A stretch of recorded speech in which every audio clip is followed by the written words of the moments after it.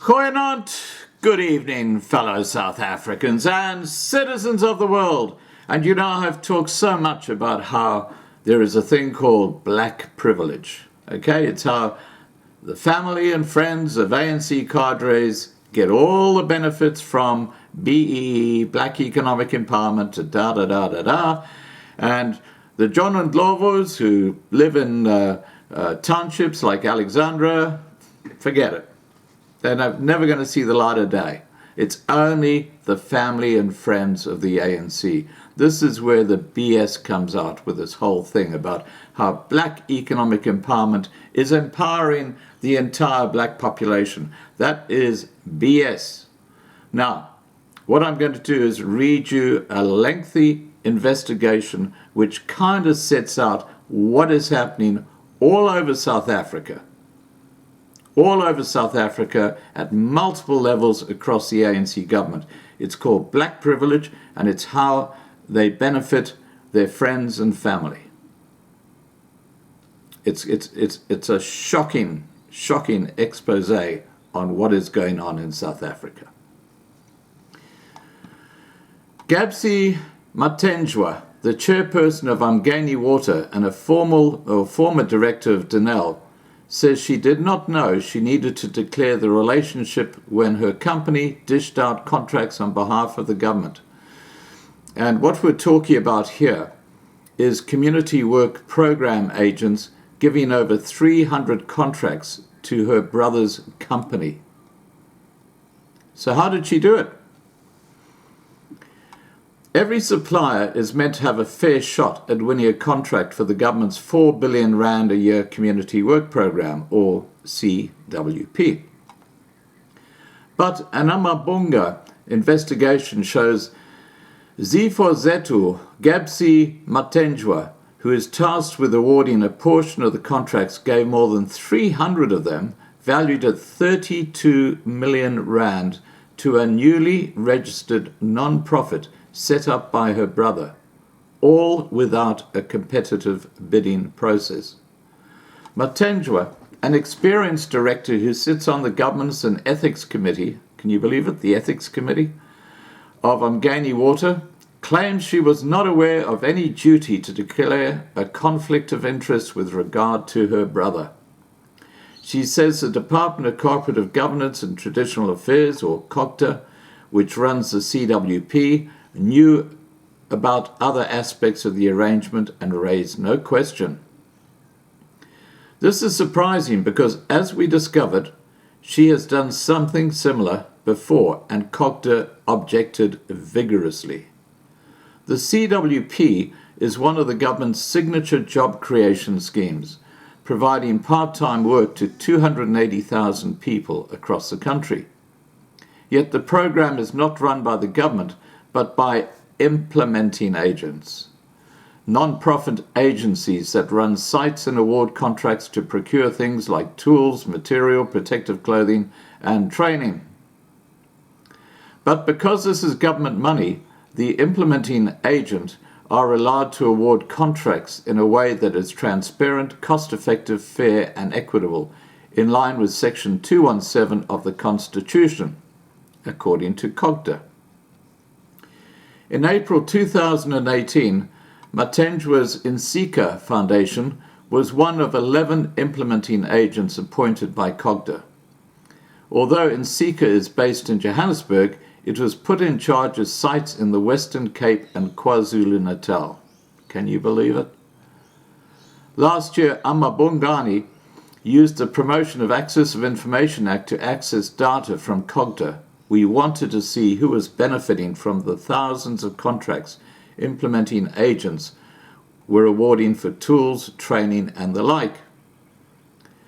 And I will put a link to the database for CWP service providers below this video so you can have a look for yourself. We also wanted to establish if rumors were true that the CWP had become a feeding scheme for friends and family of those connected to Cogta and its implementing agents. That's where we come into black privilege, corruption. As we analyzed the data, one name jumped out at us. Umnoto We Africa. With 311 contracts, it far outstripped the next biggest CWP supplier countrywide, which received just 38 contracts. In addition to this, Umnoto's contracts all came from the same implementing agent, the Nsika Foundation. All roads lead to Rome. The 32 million rand Umnoto received accounted for almost 60% of the contracts Nsika had issued, and included 10 for protective clothing, 3.8 million rand, 37 for tools and materials, 7.9 million rand, and 264 for training, 20.7 million rand. Remember, Nsika was running the program on the government's behalf and was supposed to preside over a cost-effective, fair and equitable procurement process. George Sasicho, the then acting Deputy Director General in charge of the CWB, said, "We have to satisfy ourselves that your processes are fair," and he warned implementing agents in a secretly recorded meeting in 2017 about this, before the current tender for the appointment of implementing agents was awarded. He said, "You know that Section 217 of the Constitution? You are not going to be like one consultant I knew who was a civil engineering consultant, and all the contracts were his buddies, so you will be watched like a hawk." Yet a simple company search would have shown Sesicho and Cogta that Nsika and Umnoto are related companies. While the former is run by Mathenjwa, the latter is run by her older brother, Fiwisifo. In fact, Fiwisifo Mathenjwa was previously director of Nsika. He resigned in September 2016 and in November 2017 registered Umnoto just before Cogta issued its new tender. For a short time, Nsika and Umnoto even shared an office in Midrand. When we met Gabsi Mathenjwa last month, she was defiant about Nsika's decision to award more than 300 contracts to her brother's company, describing it as her competitive advantage. Here is how she explained it. Cogta's tender for implementing agents awarded extra points for bidders that agreed to partner with an emerging non-profit organization, and her brother had all the qualifications and experience necessary for Nsika to deliver an impressive bid. She told us it was going to be easy for Nsika to form a partnership with Umnoto because one of its directors, Fiwisifo, had a history with Nsika. She said this before rattling off a list of his qualifications. Seemingly, Cogta's intention was to give a leg up to small local non-profits, but as a newly registered non-profit based in Gauteng, could Umnoto really be considered emerging? Mathenjwa insisted they were both. They were brand new and emerging. When we spoke to Mathenjwa a week later, she added, "I like hard-working people. My decision was not based on blood relations. I am a workaholic and I want people who meet that criteria." Documents show Nsika told Cogta it planned to form a joint venture with Umnoto and to subcontract 30% of the contract to Umnoto, with decision-making authority split 70% Nsika, 30% Umnoto. In other words, to share some of the management duties and fees Nsika as implementing agent would be entitled to from Cogta. But in fact, Mathenjwa had devised a scheme to use the procurement budget from the CWP to pay her brother's company instead. The CWP in the Western Cape and KwaZulu-Natal has an annual budget of 905 million rand. Roughly 70% of this goes to pay the program's workers, while another 30% is paid to several implement agents, including Nsika, to cover their fees and so that they can produce tools, materials, protective clothing, and training. These are the contracts Nsika was supposed to award in a fair and equitable way. but a one-page extract from Nsika's bid that Mathenjwa showed us stated, "The emerging partner is allocated a minimum of 30% of the contract value. As such, a minimum of 30% is allocated in the procurement budget as a set-aside. To Umnoto, We Africa Foundation, with a view of deliberately facilitating transformation and development." Put simply, this means Nsika planned to hand 30% of the procurement budget, contracts for tools, training and protective clothing, directly to her brother's company without any competitive bidding process. She confirmed, "When we get a budget, automatically they have 30% of the work that is being done." Although Cogta's tender document does not specify that implementing agents had to use a competitive bidding process, at the very least the other criteria of Section 217 of the Constitution, transparent, cost-effective, fair and equitable, still had to apply. Mathenjwa said in the absence of a competitive bidding process, Nsika used its own market study to determine what a fair price for Umnoto's goods and services would be. Fewesifo, Mathenjwa initially told us Umnoto used a 3-quote system when sourcing goods that it could not provide itself. But when we asked a series of follow-up questions, he refused to clarify. He said via WhatsApp, "The follow-up questions raised are now intrusive into our operational model, our competitive advantage, and as such could be quite detrimental to the long-term survival of our organization." These guys are smart, you've got to admit that. Gabsi Mathenjwa insisted the highly unusual arrangement with Umnoto, though not the family relationship, was disclosed to Cogta during the bidding process, but no eyebrows were raised. Maybe we were too ambitious, but no one said anything. Mathenjwa spent much of our hour-long meeting discussing how her brother's company would be capacitated by the experience of working on the CWP. She said, "We told Cogta, if you want to build a non-profit, they have to participate in the core of the CWP in everything." She also insisted that awarding contracts to her brother's company made the program more efficient because Umnoto would double as both trainer and implementing agent when on site, which is precisely the point. Instead of splitting its own project management fee with Umnoto, Mathenjwa simply awarded supply and service contracts to her brother's company with government money. Pushed on whether Cogta explicitly accepted the arrangement, Mathenjwa told us, "They accepted because we are here today." We requested additional information and documents from Mathenjwa in a bid to test that claim.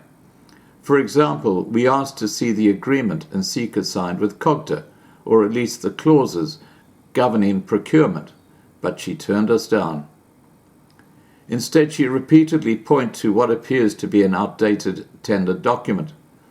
Eventually, we pointed out that the Cogta tender, on which she actually had made a bid on required implementing agents to run a procurement process that was transparent, cost-effective, fair, equitable, and an effective procurement and provisioning system that will ensure the value for money while implementing CWP in line with Section 217 of the Constitution of the Republic of South Africa, 1996. Section 217 also requires procurement to be competitive. We put it directly to her that on our reading she was not entitled to procure goods and services on any other basis, and as such was not entitled to create a set-aside in the procurement budget for Umnoto. We also put it to her that the fact that Nsika recorded the payments to Umnoto as RFQs, which supported this interpretation. An RFQ, or request for quotation, is usually part of a competitive bidding process. Instead of answering, she shut down the discussion. It is now over a month that you've been trying to publish negative information regarding my organization. It is now clear that you have decided to move away from the facts but have decided that your conclusions supersede what I have told you, she said in an almost identical WhatsApp to one that we received minutes later from her brother. Both Gabsi and Fisiwe Mathenjwa warned us they had read the press code and reserved their right to sue us. Both brother and sister said they had not explicitly asked in the bid application form to disclose their relationship, so neither did. Cogta spokesperson Mlingisi Mshali confirmed it had not required implementing agents to disclose whether their service providers were related companies on its CWB contract, a flaw Cogta said it would address in the next cycle. According to Fisiwe Mathenjwa, it was public knowledge that he and Gabsi were related. We queried this with the Office of the Auditor General, the entity which audited the CWP and which recently flagged more than 2 billion rand in irregular expenditure at Cogta, mostly stemming from the program. Spokesperson Africa Bozo told Amabungani the Auditor General had no knowledge of Mathenjwa's relationship. As a seasoned director with Umgeni Water and formerly Denel, it is hard to believe Mathenjwa had no idea she was required to disclose her brother's company would benefit from the government contracts she would dish out.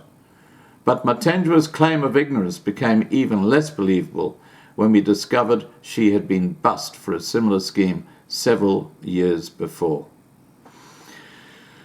So there you go, guys. This is how black privilege works, okay?